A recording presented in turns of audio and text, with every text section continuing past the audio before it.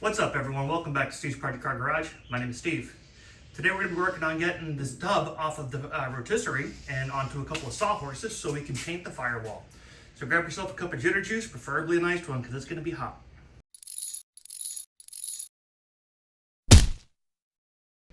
As you saw in the last video, I did a bunch of body work on the backside and on the tub itself to just try to get it prepped and try to do as much as I can while it's on the rotisserie to kind of save my back some pain.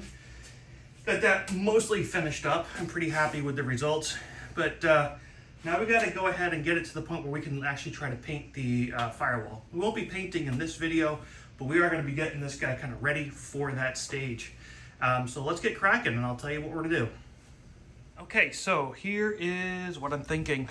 I got a couple of sawhorses built. You'll recognize those from when I did the frame.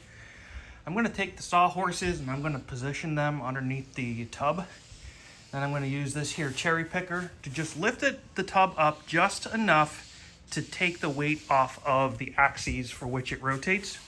And then I'm going to just remove those little stubby pieces of pipe. And now once that's done, I'm going to go ahead and lower the tub down onto these. And then I'm going to disassemble the rotisserie in place. And then that way I don't have to try to move the car off the rotisserie or any of that jazz. And then once the rotisserie is out of the way, I'll then be able to move the tub wherever. So that's the plan. A little bit nervous, but I think we can do this. So let's do this. All right, so this is what I got hooked up. I'm not sure if this is gonna work well or not. Last time I did this, I wrapped the rope around the center there. But what I'm gonna do now is I got some hooks that are on the ends, and we're just gonna attach them to the angle iron and try to lift it that way. I was gonna use these chains. I might throw them on there just for, I don't know, posterity's sake, but the chains didn't just, I don't know, they didn't have the right carabiner or shackle to be able to attach to this. So I didn't want to try to take a chance with that, but I know this rope method is tried and true. So I don't know, let's lift it and see what happens.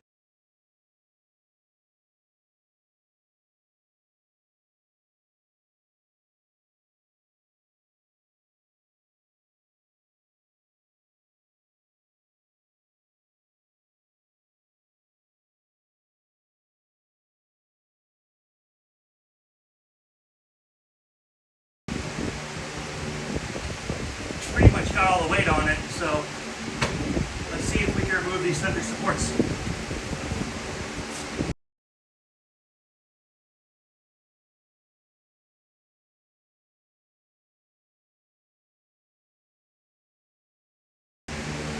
That's two, so it's hanging. This might work.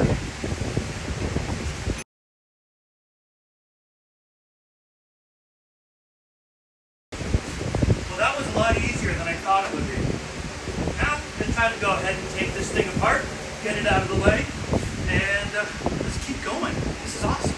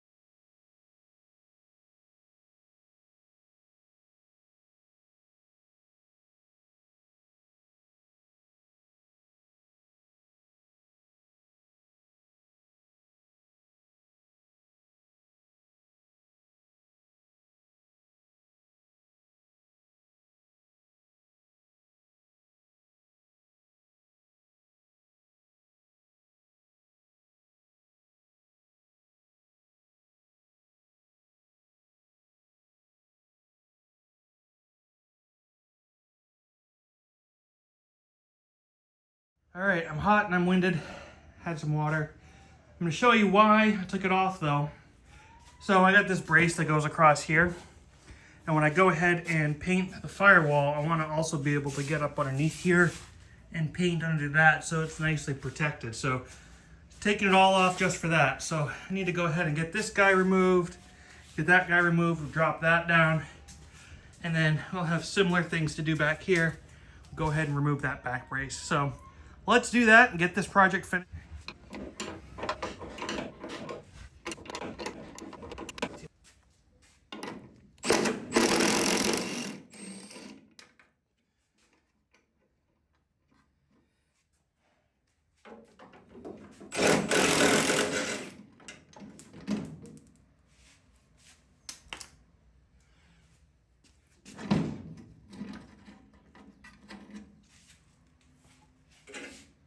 All right, there we go. That was easy. Whew. I'm done. So, let's go ahead and wrap up this video.